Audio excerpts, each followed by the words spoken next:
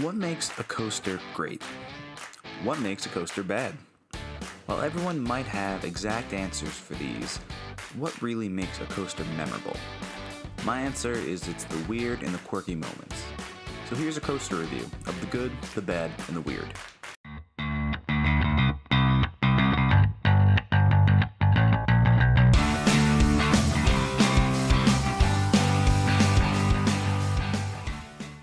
Hershey Park debuted Great Bear, a unique invert built by Swedish manufacturer Bolliger and Mabillard in 1998 to the reported cost of $13 million US.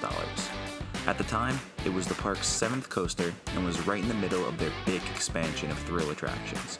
From 1996 to 2000, the park would add Wildcat, Great Bear, Wild Mouse, and Lightning Racer. So what should you expect if you decide to make the trip to the sweetest place on earth to ride Great Bear? The first thing you'll realize when you start to walk through the park is the setting for this ride. Clustered around 3 other coasters in the hollow section of park, this invert makes its way around Skyrush, Super Duper Looper, and Comet. In my opinion, coasters are always greatly improved when they are either isolated or twisting around other rides. Think of a ride like The Beast or Boulder Dash versus rides at a park like Blackpool Pleasure Beach. Both give a different and more exciting experience than just a concrete parking lot setting. I'm looking at you, Scream. I'm looking at you. Throughout this ride, you'll get to dive down, around, and over the other coasters, specifically Super Duper Looper. It also flies over the hollow's pathways and creek, giving fun and thrilling views. However, this ride also suffers from its setting as well.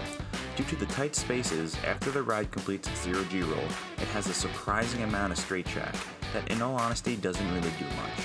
The last 20 seconds of ride time consist of a dive towards the river, a set of straight track, the corkscrew, straight track, more straight track, and the brakes.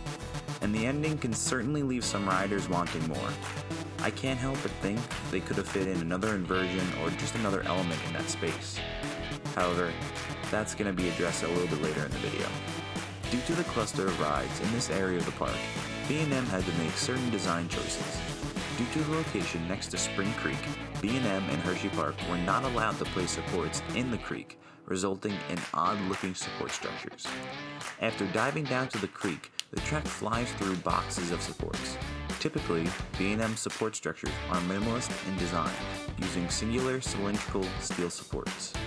Great Bear, however, features supports that are built off from the shore of the creek. This is not really seen on any other inverts by B&M and supplies some rare near misses as you fly through the supports. On the other hand, they do look a bit funky, and some could argue it does take away from the aesthetic of the ride. Now, moving on to the actual ride itself, it's smooth, snappy, and it has its intense moments. Unlike some of the older B&Ms, this ride has a minimal rattle. Throughout the layout, the invert delivers no moments of extreme headbanging like some of its sibling rides. Great Bear features 4 inversions, a vertical loop after the first drop, followed by an in moment and a zero-G roll before concluding with a corkscrew. Now, all of these inversions offer the strong forces and snap that any coaster enthusiast expects from a B&M invert. Personally, I will always love a good zero-G roll, and Great Bear has a great one. It dives you back over the hollow's pathways and gives you a great view of the park. Of course, it doesn't offer the most inversions, but it does make up with quality over quantity. This also leads us nicely into our next section.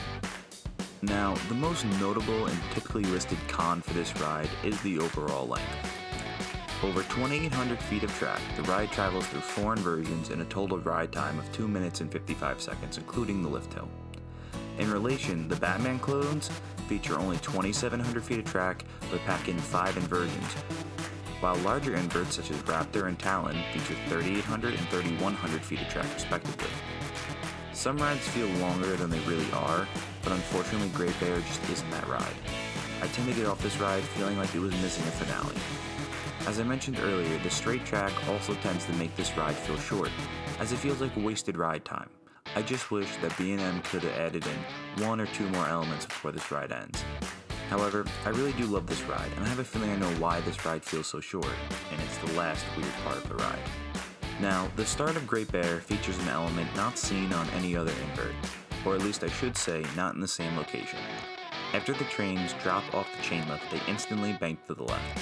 Instead of heading down a curved drop like most B&M inverts, the train enters a helix around 100 feet off the ground.